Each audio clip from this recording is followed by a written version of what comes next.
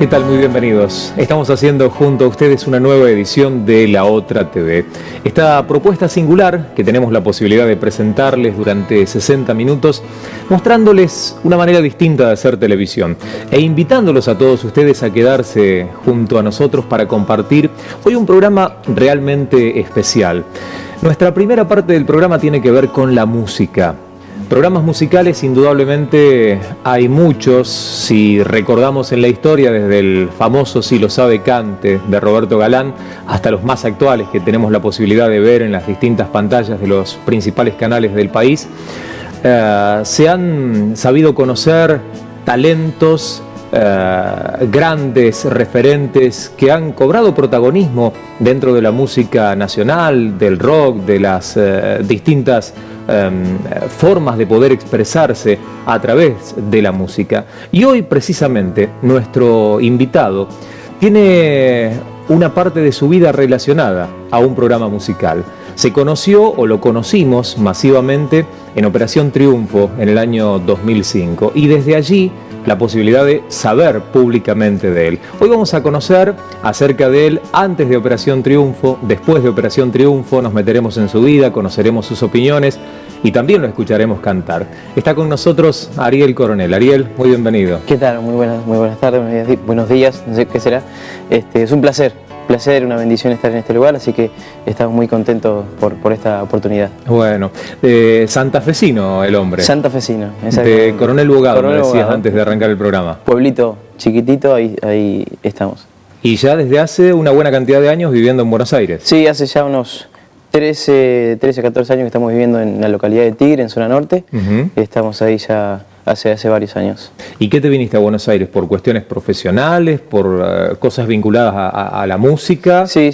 Principalmente fue vinculación a la música.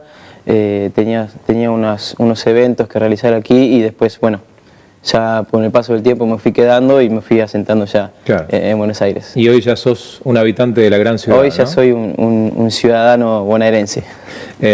Sos muy joven. ¿Cuántos años tenés? 32 años. 32. 32 años. Y desde hace 13 decías estás en Buenos Aires. En Buenos Aires, sí. Citábamos recién Operación Triunfo, eso fue en 2005. 2005, sí, fue noviembre del 2005, duró hasta abril del 2006, unos 5 meses. Estuvimos participando en el programa y bueno, tuve la posibilidad de estar los 5 meses dentro de la casa. Llegaste obviamente a instancias finales, pero nos gustaría poder conocer cómo fue que entraste, qué te motivó, qué te decidió ir a golpear la puerta de ese programa para decir yo quiero estar. Y era un sueño poder participar en unos programas de esos porque, bueno, había mucho proceso, mucho aprendizaje profesional, más allá de lo que era el premio, que era dinero y la grabación de un disco, era más que nada ese aprendizaje que teníamos dentro de la academia, así que lo que me motivó fue una de las cosas fue eso. Y anteriormente me había presentado, o sea, yo me presenté en la segunda edición, esta era la tercera, pero en ese momento en la segunda edición no así quedaste. Como entré salí.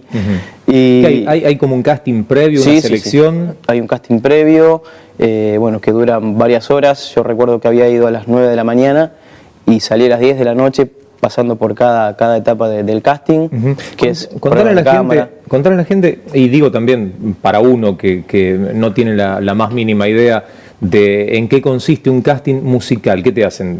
¿Vos fuiste con tu guitarra? ¿Fuiste solito? Sí. ¿Te hacen cantar distintas melodías, canciones? Sí. Primero, bueno, te dicen que cantes algo para ver si realmente, bueno, podés entonar. Cantás y te dicen, bueno, muy bien, gracias, pasás por este lado. Segunda etapa, prueba de cámara. Perdón, si te hacen pasar por el otro lado ya... Chao. Para la derecha seguís, para la izquierda te vas a casa. Nunca más. Y bueno, después prueba de cámara, decís tu nombre, cantás y te presentás delante de la cámara. Después de eso viene una prueba psiquiátrica, prueba psicológica para ver si no tenés problemas. Si estás más o menos con los patitos. Si podés entrar, claro. Es distinto lo que es el Gran Hermano, es otra cosa en esos castings. Esto era para ver si realmente podías estar dentro de una casa, aislado, sin tener ningún conocido, nada. Pero bueno, después de eso hay otra prueba más y pasa un mes para seleccionar a cada participante. O sea, todo un trabajo previo, un periodo, una etapa de preparación en donde me imagino todo lo que te debe haber pasado por dentro, la ansiedad de decir, quiero que arranque esto ya, me imagino, ¿no? Sí, era una ansiedad tremenda. Y cuando llamaban a los participantes, quién iba a quedar, lo hicieron en vivo en un programa de televisión al aire. Y ahí estamos prendidos a la tele para ver quiénes eran. Yo fui el último que llamaron para la selección, así que fue un sufrimiento, tenía que tener paciencia, y yo le decía al señor, pero yo tengo paciencia, pero estaba totalmente nervioso, pero fue algo maravilloso en ese momento. ¿Estaba Marley conduciendo el programa en ese momento? Sí, estaba Marley. ¿Qué otros referentes de la música había? Bueno, estaba Hilda Lizarazu como jurado, después teníamos al productor de Pablo Ramírez, Martín Alfiz, el productor de lo que era Telefe, y Oscar Mediavilla, también un gran productor, estando lo que era el jurado. ¿Y cómo te sentías cuando vos ibas con todo lo que vos sabías, con lo que habías aprendido, con tus conocimientos, con tu impronta, con tu personalidad? Llevabas adelante una interpretación de alguna canción y escuchabas devoluciones que a lo mejor no sé si te caían tan bien o no eran de tu agrado. No, yo lo tomaba lo mejor posible, porque bueno, venía de gente que era conocedora de lo que es la música, grandes productores, entonces obviamente trataba de aprender lo máximo que podía, pero lo tomaba bien, más allá de que a veces sí tenía mis errores, que eran obvios, estando en ese programa que te filman, cantar en vivo, era unos nervios tremendos, las cámaras, mucha gente que te está mirando, era una cierta presión que tenía, pero lo podía tomar de la mejor manera. Vos hasta ese momento no habías tenido, digamos, una exposición pública tan masiva, ¿habías llevado adelante una carrera de cantante? ¿Te habías presentado en lugares grandes, importantes, en televisión, o esa era tu primera experiencia? Esa es la primera experiencia a nivel televisiva, sí, grande, porque bueno, antes cantaba, pero tenía los programas de cable, iba a la tele, pero esta vez era algo más imponente, más maravilloso, más grande. Contame un poquitito acerca de lo que fue sucediendo una vez que estuviste en ese espacio, en ese ámbito, compartiendo con otros. ¿Había competencias? ¿Los otros participantes se acompañaban entre sí, extendían sus brazos para poder ayudar al otro, o trataban de pisarte la cabeza para hundirte y mejor me quedo yo? No, era compañerismo, había mucho compañerismo. Porque bueno, después la decisión la tomaba el público cuando uno cantaba, pero sí había compañerismo. De hecho me quedaron varios amigos de ahí adentro, pero sí estaba la convivencia es como todo, de repente empezás a convivir con 21 personas que nunca antes viste en tu vida, y se complica a veces, ¿no? Compartimos las habitaciones, que fíjate dónde está la toalla, que termina de comer y lava el plato, no sé, cosas simples que tenías que convivir, pero después el tema de compañerismo, de apoyo, eso era algo muy lindo, porque se sentía el apoyo de los compañeros. ¿Te acordás algo ocurrente que haya sucedido dentro de la casa? No sé si quizás fue televisado o no, pero alguna situación que les tocó vivir, algo que recordás hoy como una anécdota simpática de esa experiencia. Y hacíamos muchas bromas, porque bueno, era casi como un viaje de egresados, vivir ahí adentro de ¿Todos más o menos tenían la misma edad? Sí, más o menos la misma edad. Entonces era, como te decía, casi un viaje de egresados. Estar ahí, vivir un sueño, porque era un sueño. No tenías preocupaciones de pagar la luz, no sé, de ir a trabajar, de levantarte temprano, de ir a comprar la comida, porque te servían todo, te daban la ropa. Entonces éramos muy bromistas, más que nada los varones, contra las niñas. ¿Qué le hacían a las pobres chicas? No, a veces las asustaban por la noche, cosas típicas de un adolescente, que bueno, bastante grandote éramos, pero ya te decía, era esa felicidad que teníamos por vivir ese momento. Entonces se nos ocurrían cosas tremendas. ¿No había venganza de parte de las chicas? Sí, había venganza. Y algunas de las cosas fueron televisadas, que bueno, estaría bueno volver a revivirlo, porque es un montón que no lo veo. No está, por ejemplo, me da la sensación que sí, no lo he buscado, pero no se han subido esos programas a YouTube como para tener la posibilidad de... Hay galas, bueno, en el que estoy cantando en vivo, y algunas, creo que hay un resumen de cuando yo estuve ahí ahí adentro, también televisado, cuando me dieron el premio. Hay cositas que se pueden buscar por YouTube. Pasaron casi 10 años de esa experiencia. Ahora vamos a hablar de las instancias finales a las que arribaste, la posibilidad de grabar y las puertas que se te abrieron de ahí en adelante. Pero digo, en todos estos años, en todo este tiempo, ¿tuviste la posibilidad de decir, wow, esa experiencia o esa situación por la que atravesé verdaderamente hizo un quiebre en mi vida, marcó una diferencia, o fue una cosa más de las tantas que te tocó vivir? Sí, realmente fue una cosa más. Quiebre no, porque ya venía con este tema de lo que era la música. Sí aprendí muchísimo. Eso sí me ayudó muchísimo a lo que es incorporar en la técnica profesional, ¿no? De lo que es el canto. Aprendí muchísimo, pero fui tomándolo por ciertas etapas de mi vida, y fue un sueño que también Dios me bendijo de gran manera. Lo que sucedió después sí fue un tema de quiebre, de cambio. Quizás, ¿Qué sucedió después? Bueno, tuve un proceso, ¿no? Un proceso bastante importante que pasar después del programa, porque yo creía que ya estaba consagrado al haber pasado por la televisión, que me duró 2 años, ¿no? Vivir de lo que era la música, claro. Viajar, cantar en distintos lugares, ser bastante reconocido, porque claro. bueno, el recuerdo en la mente de la gente que todavía te tenía de la pantalla que te había exhibido, ¿no? Exacto, que exacto. Duró eso que vos decís, 2 años. 2 años aproximadamente, porque bueno, después venían otro reality show, claro, otras cosas, y ya tu cara no es tan visible, entonces dejan de llamarte, y no tenía trabajo. Entonces tuve que dedicarme a otra cosa.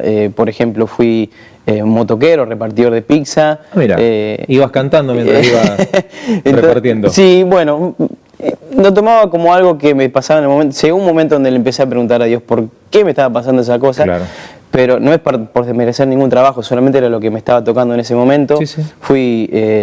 Tenía un autito y lo tuve que poner a trabajar. Fui yo el chofer, remisero particular, porque no tenía trabajo realmente, ¿no? Yo dije, me voy a dedicar a la música, y de repente se cortó todo ese trabajo. Empecé a trabajar de otra cosa. Pasaron unos años y le pregunté a Dios, ahora sí, ¿por qué, Señor, estoy pasando esto? Donde sentí que había un silencio absoluto durante un año aproximadamente, pero después en su tiempo Dios me hizo entender las razones de por qué yo tenía que pasar por esas cosas, aferrarme más a Él. Y pude entender, cuando pude entender, ahí las puertas se empezaron a abrir realmente, y fueron 6 años de proceso. Cuando entendí, te decía, las puertas se empezaron a abrir, ahí empecé a grabar, empecé a salir a ministrar, y las invitaciones, fue una bendición, pero sí tuvo su tiempo de proceso.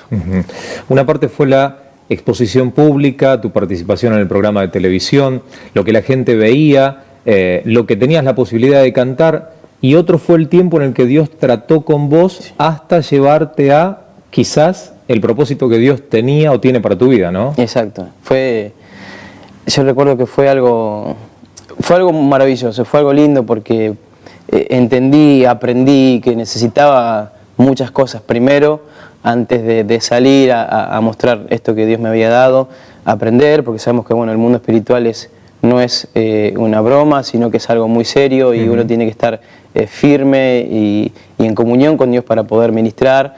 Entonces, todo ese tiempo fue de aprendizaje, pura y absolutamente de aprendizaje, de entender las cuestiones, qué era lo que Dios quería de mi vida, porque yo quería hacer una cosa, y de repente Dios tenía otros planes para mí, y lo pude aceptar, lo pude entender, y bueno, ahí las puertas se empezaron a abrir grandemente.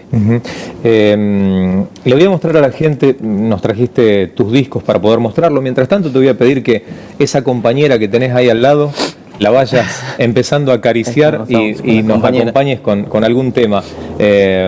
Esto es Aquí estoy, el primer disco que tuviste la posibilidad de grabar, y este es el que todavía no está masivamente a la venta, pero para que la gente se prepare, oír tu voz. Ahora en un ratito te voy a pedir que me cuentes un poquitito acerca de ellos, pero primero cantame la canción de cualquiera de estos discos que tengas las ganas de ofrecernos.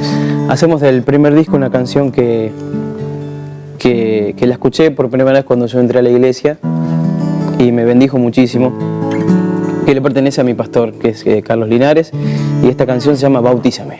Dice así: necesito poder para poder vencer, necesito de tu Santo Espíritu en mí. Hoy vengo a pedir tus promesas, Señor. Hoy vengo a rogar por tu bendición. Hoy postrado ante ti y llorando, Señor, abro mi corazón, pues todo tuyo soy. Quiero sentir arder tu Santo Espíritu en mí, en nuevas lenguas hablar. Hazlo, no tardes más. Bautízame, bautízame, Señor, te pido. Bautízame, bautízame, Señor, te ruego. Bautízame, quiero sentir arder tu fuego en mí. Bautízame, consúmeme con santo fuego.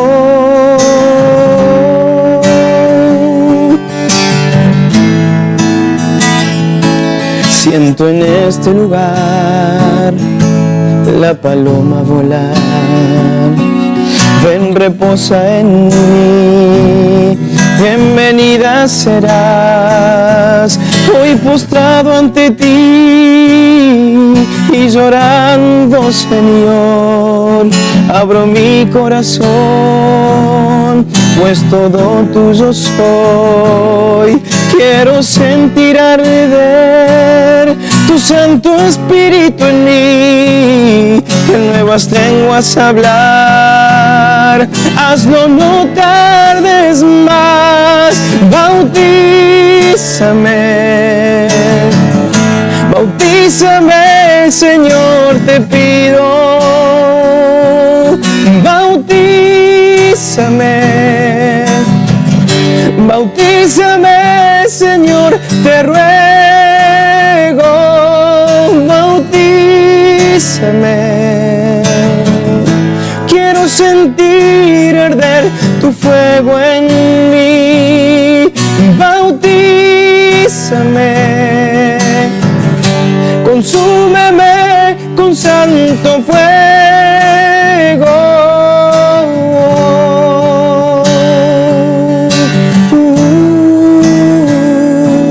Bautízame, Señor. Bautízame, Señor.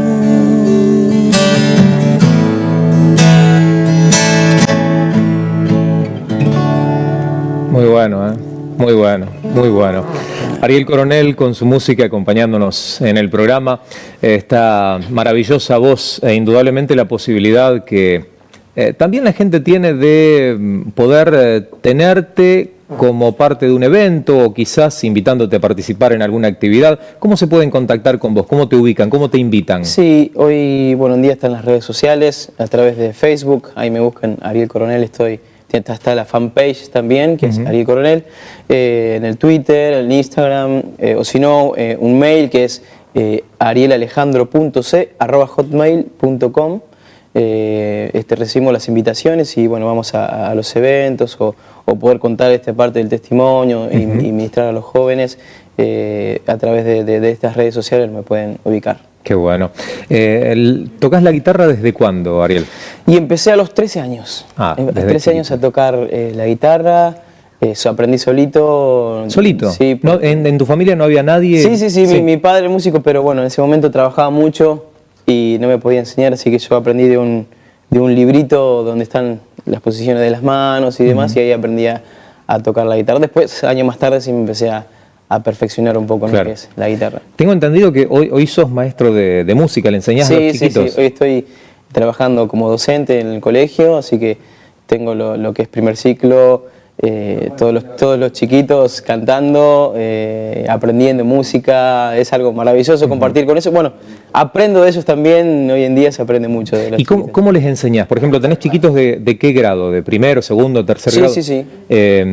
¿Y qué les enseñás? ¿Cómo les enseñás a ellos? ¿Vas con la guitarra o...? Sí, bueno, vamos a cantar pero ellos más que nada empiezan a experimentar lo que es el sonido, parte de su cuerpo, cómo suenan las manos, lo que es sonido de lejos, sonido de cerca, empezar a experimentar instrumentos, algunos tienen ya la habilidad de nacimiento y eso es maravilloso verlo, entonces uno puede hablar con los padres y decir, este chico tiene cualidades para poder seguir con la música y cantan, ellos se divierten muchísimo y uno también puede ser bendecido con esa parte de poder enseñar a los chiquitos. Claro, está bueno eso de poder, si alguien que quizás como vos tiene un ojo conocedor del tema, le abra los ojos a los padres, los oriente, los guíe, que los chiquitos tengan ese impulso o esa apertura hacia la posibilidad de perfeccionarse en una carrera, ¿no? Sí, es maravilloso. Ya desde muy temprana edad empezar a experimentar eso es algo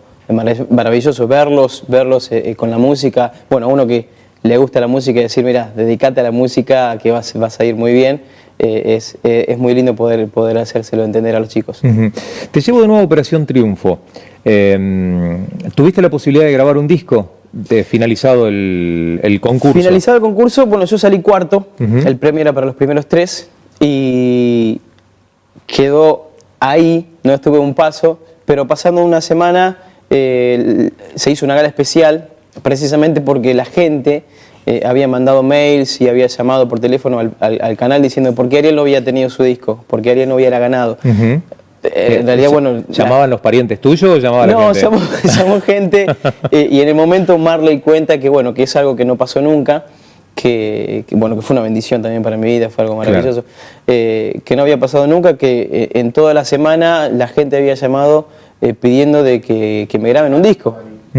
Entonces se hizo esa gala especial y ahí me dieron la sorpresa que por decisión del público, Telefe y Sony BMG habían decidido grabarme el disco y fue una explosión ahí en el estudio, fue algo muy lindo. ¿Y ahí qué canciones cantaste? ¿Con qué, por ejemplo, acompañaste o compartiste el momento con la gente? Era canciones, seculares, cantaba canciones de Luis Miguel, de Ricardo Montaner, por ejemplo... Mira, el productor me pide que te propongamos alguna, si podés, alguna de Montaner, a ver. A ver si me acuerdo. Había cantado una canción que decía ¿cómo poder explicarte que la luz que me ilumina son tus ojos chiquititos, luceros bonitos, luceros bonitos, enamorado, apasionado, me pongo rojo cuando te hablo, superdotado de sentimientos, voy declarándote lo que siento, vida, ay amor, ay muy bien, amor. Muy bien. Hicieron, si no recuerdo mal, perdón, si no recuerdo mal, era un tema de una novela ese. Sí, era un tema de una novela. No es que miraba novela, no es que miraba novela, pero uno tiene el oído que presta atención. Mi señora la debe haber mirado. ¿Te tocó cantar alguna canción para alguna novela o para alguna serie de televisión? Sí, canté una canción que era era una novela argentina, que se hizo una versión mexicana. Ajá. Y ahí fue la voz de esa novela que se llamaba La Ley del Amor, pero versión mexicana, que acá lo había protagonizado... Era La Ley del Amor, cuate. Era la por con Soledad. No, esa me la perdí, no la vi. Y pude cantar esa canción, sí, canté, que se llama ¿Qué me amas? Una canción de Eduardo Frigerio, un productor de musical de Telefe. Si te pido 30 segundos es mucho, ¿no? No, lo cantamos. A ver, ya que estamos.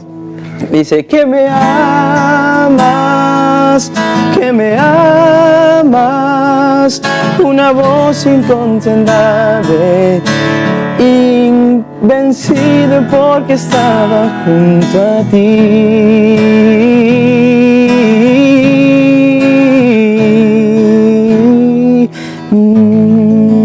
Me pasó Muy bien, no, está muy bien. recordar la letra. ¿Te pasó alguna vez de, por ejemplo, estar en un recital, en un evento, en un concierto y olvidarte la letra de la canción? Pero muchas veces. Muchas veces. Sucede. Y bueno, ahí está el famoso, vamos, cantamos todos. A ver ustedes. No, pero sí, muchas veces me pasa que me olvido hasta de mis propias canciones. Mi mente está en ese momento divagando por todos lados. Claro. Pero sí, soy de olvidarme de mis propias letras. Digo, no es una muletilla tuya. Cuando uno escucha a algún cantante o en algún recital que dice, vamos todos, esta cantante. Posiblemente se haya olvidado la letra. Eso, ¿no? Sí. O el o la también, ¿no? Entonces, cuando el público seguramente se la sabe, entonces, claro.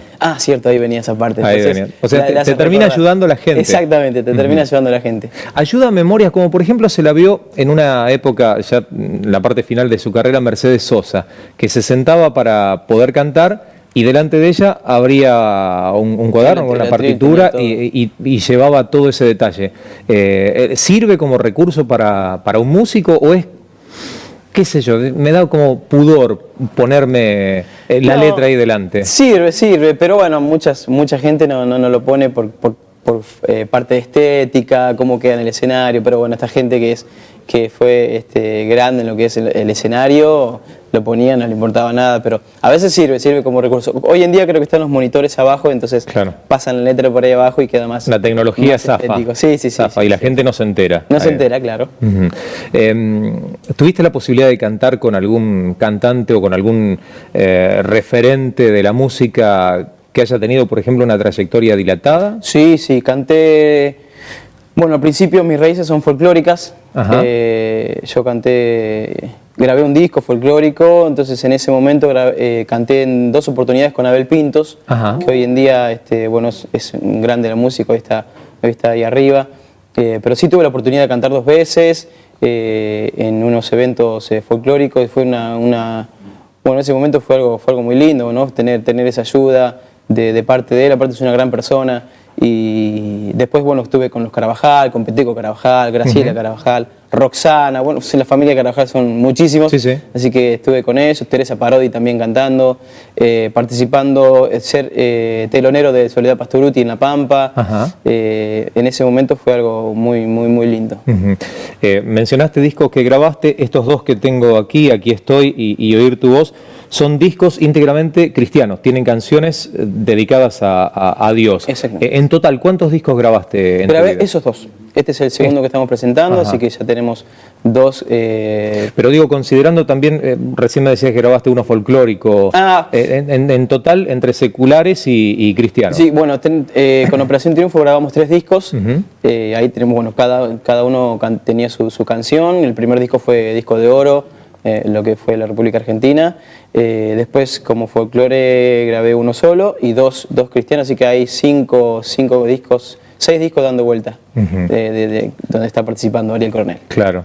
Te pido 30 segundos, una referencia para que le cuentes a la gente por qué tienen que disfrutar o comprar Oír tu voz, que es el nuevo disco tuyo. Bueno, Oír tu voz tiene... le pusimos ese nombre principalmente porque es necesario escuchar la voz de Dios para nuevas directivas. Yo hoy en día no me puedo mover si no puedo escuchar la directiva de Dios. Quizás puedo tener mi propia lógica, decir, bueno, voy a ir por este lado, pero por experiencia he pasado y decir, bueno, voy a dedicarme a esto, pero Dios tenía planeado otras cosas. Hasta que no me puse solo en intimidad y oír la voz de Dios que me decía qué tenía que hacer de mi vida, no podía avanzar, y fue ahí cuando yo entendí y las puertas se empezaron a abrir. Y tiene muchas canciones que tienen un mensaje en especial. Por ejemplo, hay una que es El lenguaje de fe, que es maravillosa, donde dice que tenemos que llamar a las cosas que no son como si fuera y empezar a hablar un lenguaje positivo y tener ese lenguaje de fe que todo cristiano debería tener. Qué bueno. Ariel, antes de despedirte, quisiera que le pudieras contar a la gente los lugares en donde vas a estar presentándote, cuáles son los proyectos a futuro, de cara al próximo verano, si tenés algún plan o alguna invitación especial. Sí, bueno, Próximamente, en los próximos días, vamos a grabar el videoclip de Your to Voz. Vamos a estar haciendo la conferencia de prensa de la presentación oficial del disco. Verano, bueno, tenemos planeado ir a Perú y volver. Bueno, hace poquito volví de España, estuvimos haciendo una gira y tenemos planeado volver lo que es el año que viene. Así que hay varios proyectos, gracias a Dios, por delante. Qué bueno. Te deseamos lo mejor con tu carrera, con tu vida, con aquello que, obviamente, oyendo la voz de Dios tenés la posibilidad de ir y compartir con la gente. Amén. Y probablemente cuando andes por acá de vuelta en Buenos Aires te volveremos a invitar para tenerte y seguir charlando de otras tantas cosas que nos han quedado. Pero cómo no, muchas gracias por la invitación y bueno, espero que haya sido de bendición. Este programa recién comienza, tenemos todavía mucho más por compartir. Esto es La Otra TV. Ya seguimos. ¿Nos vamos cantando? ¿Te animás? Cantamos. Dale. Llevo conmigo una espada que desde el cielo me fue regalada. Es tan cortante, es tan impresionante. He aprendido a usarla, ya no hay problema el que frente me haga. Quien venga contra mí, de seguro se ha de ir. Yo la he usado en guerras y hasta en tormentas.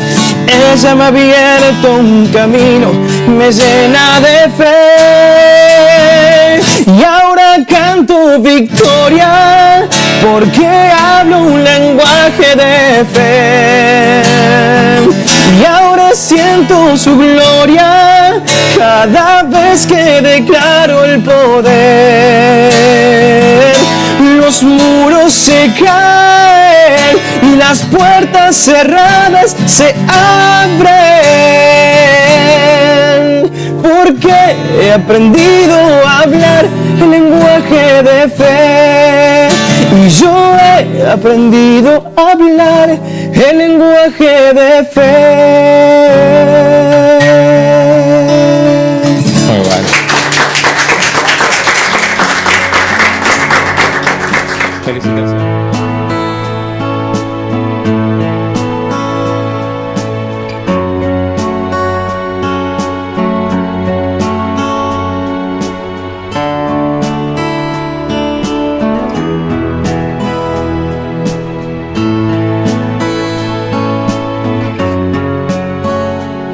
Seguimos recorriendo junto a ustedes un nuevo segmento en La Otra TV y en este caso con nuevos invitados. Nos acompaña Daniel Tomasini, Liduvina Britos. ¿Cómo les va? Muy bienvenidos. Muy bien, gracias. Un placer volver a tenerlos aquí en el programa. Muchas gracias. Un gusto. Un gusto para nosotros. Sí, totalmente. Hoy hay un tema bastante particular para poder charlar con estas personas. El licenciado Tomasini es psicoanalista. Nos referimos a Liduvina, que en alguna oportunidad estuvo junto a nosotros y le preguntamos mucho acerca de su nombre, nos llamó mucho la atención su nombre, ella es psicóloga, pero hoy vamos a hablar acerca de algo que captó mucho la atención de la gente, conmocionó al mundo católico o cristiano en su momento. Son declaraciones del Papa Francisco. Titula el diario Clarín: un nuevo gesto del Papa autoriza a los sacerdotes a perdonar los pecados. Podrán hacerlo sin tener el aval de un obispo. Es solo por el año de la misericordia que comienza en diciembre. Bergoglio pidió que sean absueltos los arrepentidos de corazón. Así dice el titular y la bajada del diario Clarín. Y hay otra información, otro recorte que la producción seleccionó para poder charlar. Lo comparto y después lo hablamos. Podemos arrancar con uno y después continuar con el otro. También tiene que ver con el Papa, que dice que cambia el trámite para pedir la nulidad del matrimonio. Hoy se conocerán los detalles a través de dos documentos que van a regir en el Código de Derecho Canónico. Dice precisamente la noticia a propósito de otro gesto de apertura de Francisco. ¿Qué podemos decir al respecto, Daniel?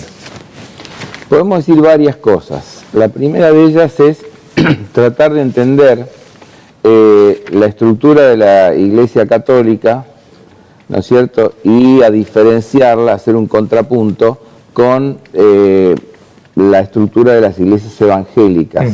No digo protestantes, porque algunas iglesias protestantes siguen la misma línea de la Iglesia Católica en cuanto a lo que es la unificación de la Iglesia con el Estado. Ustedes saben que la Iglesia Católica, en los países que son católicos oficialmente, el Estado está unido a la Iglesia está unida al Estado. Entonces, la Iglesia tiene su propio derecho, que se llama derecho canónico, ¿no es cierto? Por ejemplo, a esto lo unimos con la idea de gracia. ¿Qué es gracia? Gracia es misericordia de Dios, amor de Dios, etc. Sí. Sin embargo, en la Iglesia Católica, la gracia está dada sacramentalmente, o sea, se imparte a través de 7 sacramentos: el bautismo en el nacimiento, la confirmación, la comunión, la confesión, la Eucaristía, el matrimonio y la extrema unción. Es decir, la Iglesia, por ejemplo, casa. La Iglesia perdona pecados. Es decir, en el nombre de Cristo, pero la Iglesia perdona pecados. Claro. En el nombre de Cristo, pero la Iglesia casa. ¿No es cierto? A diferencia de esto, en las iglesias evangélicas propiciamos la separación de la Iglesia y el Estado. O sea, la Iglesia y el Estado no tienen que estar juntas. ¿Pero son las iglesias las que propician la separación o en realidad no hay vínculo entre la Iglesia evangélica y el Estado desde el vamos directamente? No. No es un tema de que no haya vínculo. Es un tema de que no adherimos a las ideas de patronato y demás con que ya los colonizadores adherimos a un esquema donde la Iglesia está separada del Estado. Es decir, la Iglesia no recibe ayuda económica del Estado, ni mucho menos. Las iglesias evangélicas nos abastecemos por nuestra cuenta. Además de esto, tenemos nuestras propias formas de gobierno, es decir, no hay interferencia.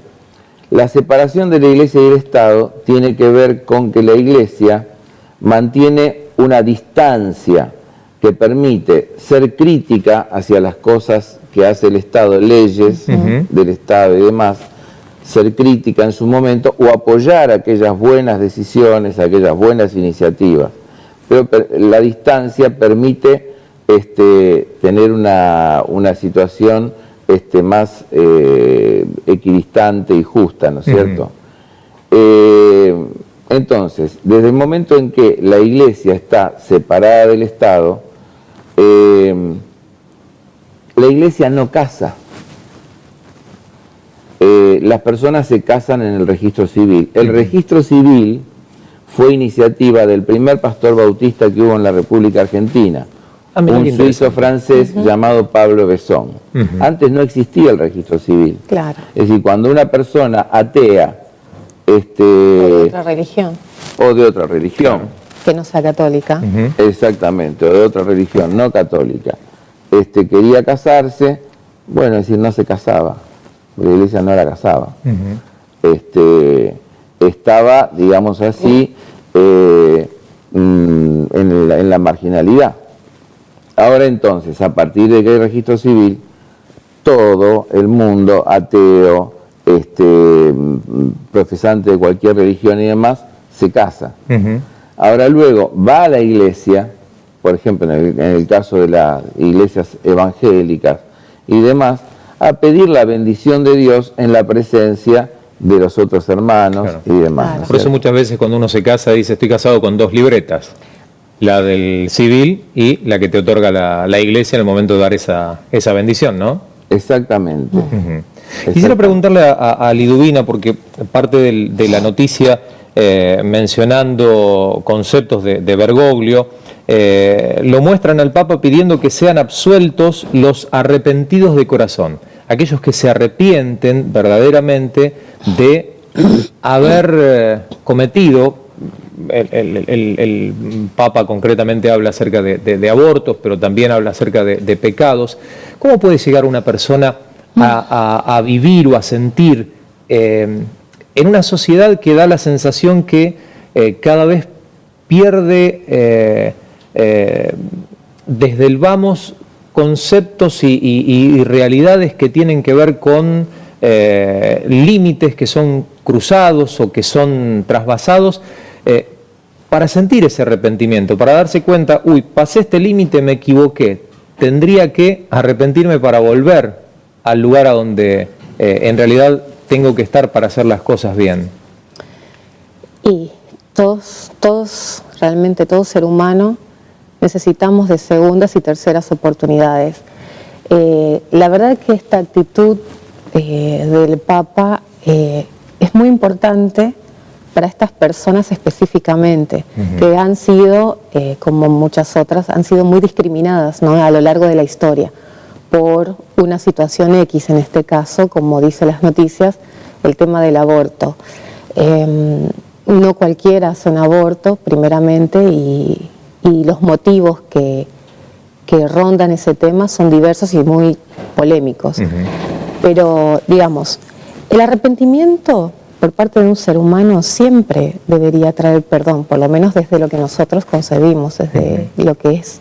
Jesús nos enseñó que Él lo único que necesita es un corazón humillado y arrepentido para que haya perdón de pecados. Ahora te pregunto, vos sos mujer, no sé si te ha tocado como psicóloga tratar o atender pacientes que quizás hayan pasado por esta experiencia. Después de que una mujer pasa por un aborto, ¿en algún momento de su vida se arrepiente de eso que realizó o puede vivir diciendo, bueno, ya está, es una cosa más que hice, como, a ver, es muy liviano el ejemplo que voy a poner, pero así como voy a comprar pan a la mañana y realizo las compras, hoy hice esto y ya está, es una cosa más? ¿O hay algún momento en la vida, con el correr de los años probablemente, en donde el arrepentimiento se ponga de manifiesto? Mira, cuando hablamos de aborto, yo creo que a veces hablamos de manera muy liviana. Desde el momento en que una persona comete ese acto, a veces creen que con un aborto preservan una vida. El aborto... la vida de la madre. La vida de la madre, pero es un error muy grande. Sí, sí. El daño psíquico que provoca a las personas que han pasado, me ha tocado varias personas con ese tema, que han pasado por esa situación, aún apoyado por sus padres, porque generalmente la persona que lo comete lo hace en una etapa joven de la vida, sin un buen consejo, han sido mal aconsejados, a veces creyendo que es para el bien de esa persona, pero sin embargo, el daño que provocan en esa persona es un daño a largo plazo que si alguien no le presenta la posibilidad de que hay un arrepentimiento y que Dios puede perdonar, realmente esa persona lo padece por el resto de la vida, por más psicoanálisis que haga. Realmente es un daño bastante grande. O sea que realmente yo creo que en ese aspecto solamente Dios puede hacer una obra muy profunda en esa vida, porque se sienten con una culpa bastante importante. Nadie hace un aborto y habla como si, o lo vive como si fuera simplemente algo que pasó y punto. O quizá lo puede expresar hacia afuera diciéndole a los demás, Es que me importó poco, pero por dentro en los momentos de soledad la cosa debe pesar, ¿no? El tema es que ni siquiera se expresa. Generalmente no se expresa, claro. Se mantiene, son temas que se mantienen en silencio, peor aún. Es un tema difícil. Si la persona no tiene una estructura perversa, bueno, no hablemos de eso, estamos hablando de una persona obviamente normal. Que va a tener culpa por lo que hizo. Claro. Y la culpa lleva muchas veces al arrepentimiento, a la confesión, al cambio y al perdón de Dios. Yo quería retomar un poquito la pregunta que vos habías, con la que habías iniciado, porque hay dos o tres cositas muy importantes que decir acerca de esto del Papa, ¿no es cierto? Sí, sí.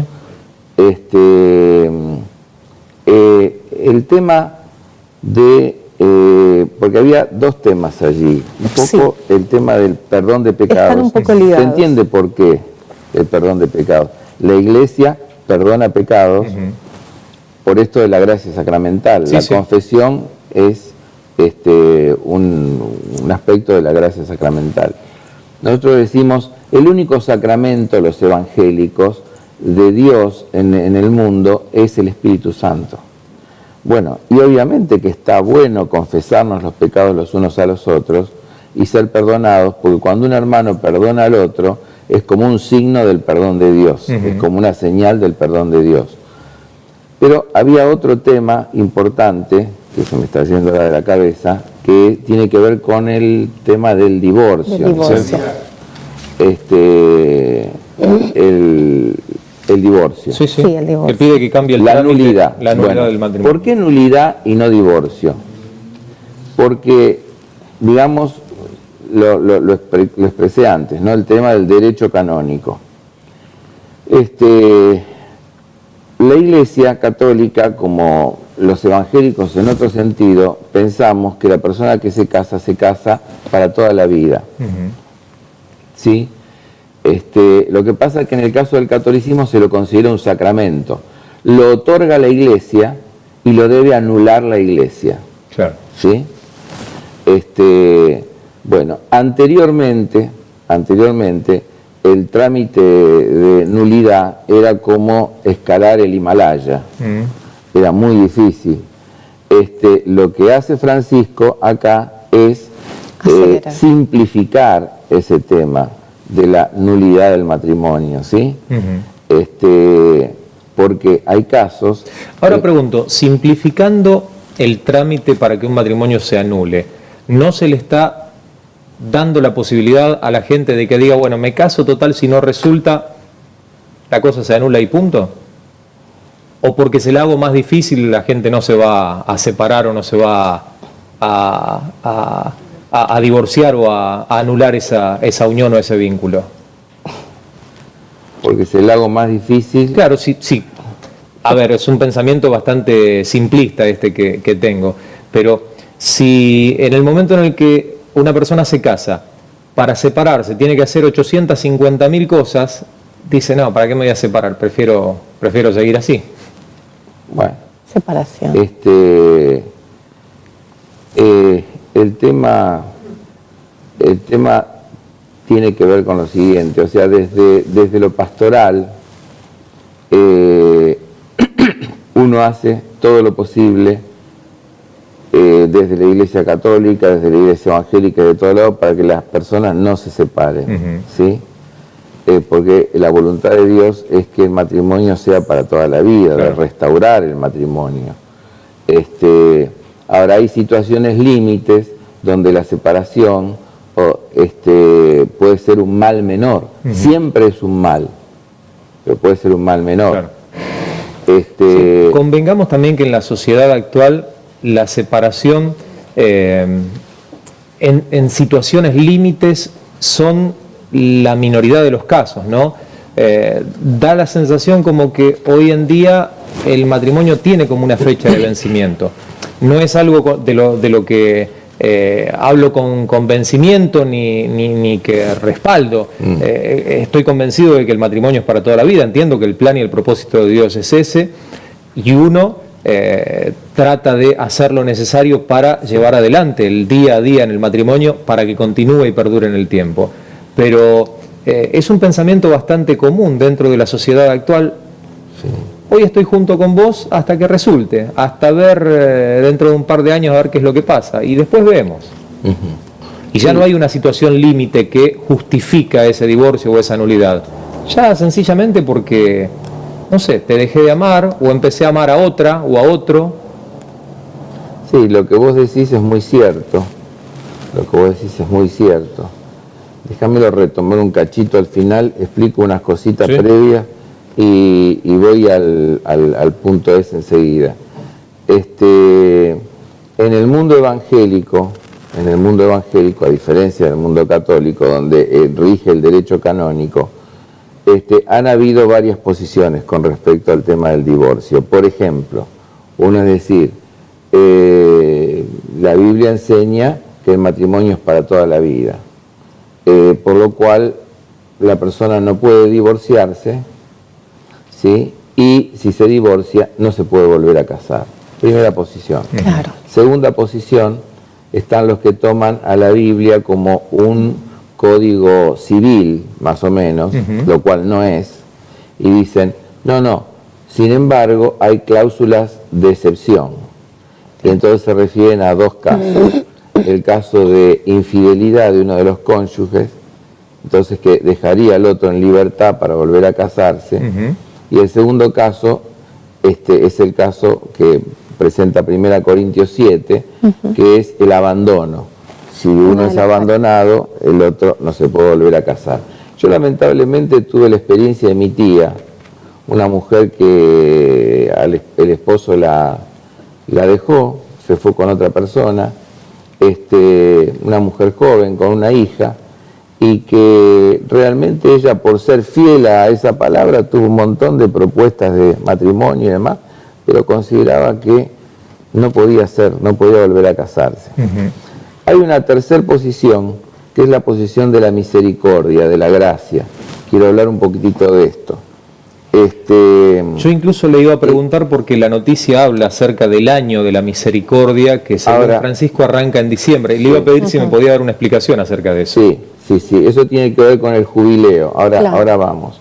A ver, que mi cabeza a esta hora de la mañana no da para... A ver, ya estamos un poco viejitos, entonces yo me olvido de lo que voy diciendo anteriormente. Pero ¿por dónde iba? Te estaba explicando el tema de la postura de la gracia. Sí. La postura de la gracia tiene que ver con la cuestión central del Evangelio. Lo que el Evangelio nos quiere enseñar es acerca de la misericordia de Dios. Claro. Karl Jaspers fue un filósofo muy importante.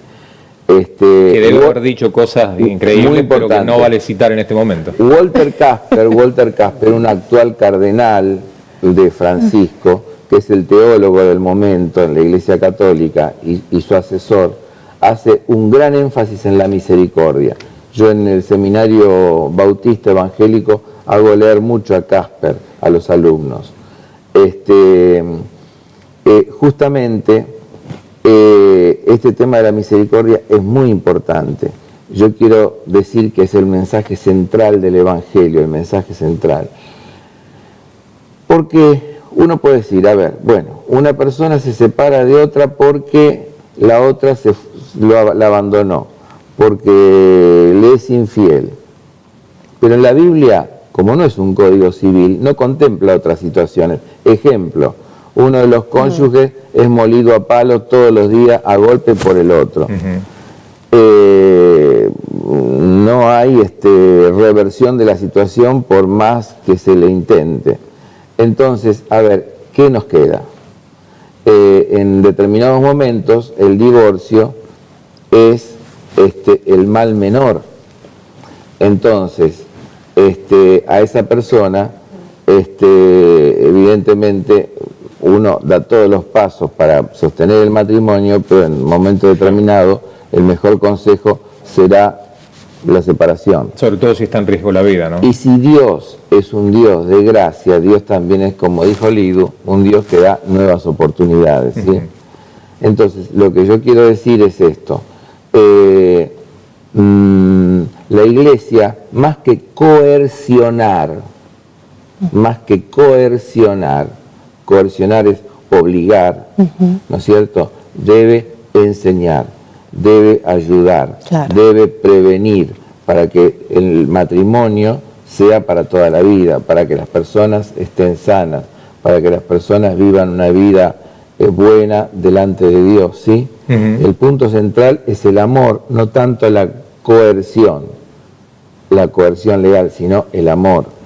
Esto que vos decís, por supuesto que es una especulación y una toma de posición muy superficial y muy vana, ¿no? Es decir, yo me caso, si no después en 2 años me separo. Me pasa que la reforma del Código Civil y Comercial, que está en marcha desde hace un tiempito nada más, y no vamos a meternos a desarrollar en ese tema, pero digo sí para traerlo como ejemplo, facilita las cosas a la hora de decir, no quiero seguir más casado con vos, yo hago mi vida, vos hacés la tuya. Es como que el pensamiento en el mundo y hasta las leyes van acomodándose para que en vez de que prevalezca el amor, como usted dice, o que se encuentren las herramientas o se brinden las herramientas para que una pareja se consolide y se establezca y se afirme y se una más con el correr de los años, en definitiva pueda cada uno encontrar la puerta abierta para irse cuando quiera. Bueno, justamente, el amor no es indulgencia, es dejar pasar por alto las cosas, ¿no es cierto? El amor implica corrección, la Iglesia debe ir por ese lado, la Iglesia debe ir por el lado de la corrección, del discipulado, enseñar lo que es el valor del matrimonio, enseñar cómo un matrimonio debe renovarse continuamente, ¿no es cierto? Sí. ¿Qué decís vos, Lidia? ¿Hay algunos tips para poder renovar el matrimonio diariamente, Liduvina? Sí, la palabra cariñosa, el trato amable, el buen trato, son... El diálogo. Y sí, la palabra, el diálogo. Todo eso tiene mucho que ver, el compartir, tener objetivos en común, ayudarse mutuamente, hay muchas cosas que se pueden hablar. Lo que pasa es que yo creo que entender que si uno se casa, tiene el propósito de permanecer con una persona mucho tiempo, es no dejarse llevar por el sistema, por este mundo en el cual estamos, ¿no? Y que nos atraviesa. Es poder elegir y tomar un compromiso. Que yo creo que el mayor problema hoy día es que la mayoría de la gente evita tomar compromisos, entonces obviamente no hay relación que pueda durar. Claro. Y tiene que ver con una falta de enseñanza. Y yo creo que ahí es donde la Iglesia debe enseñar, instruir, y que la persona elija conscientemente y sabiamente qué es lo que quiere para su vida y cuál es el propósito de Dios, ¿no? Porque ese es el tema, que si nosotros perdemos el propósito de Dios y nos dejamos llevar por este sistema, es ahí donde nos equivocamos. Es decir, hay algo que es muy importante. El amor implica un compromiso. Claro. Y si uno está enamorado, no va a estar pensando, dentro de 2 años me separo. Si uno está enamorado de alguien... debe estar preocupado en hacer que ese amor se mantenga diariamente. Claro, y quiere estar con esa persona siempre, y cuanto más está con esa persona, mejor. Y el amor debe renovarse continuamente dentro de un matrimonio, ¿no es cierto? Qué bueno.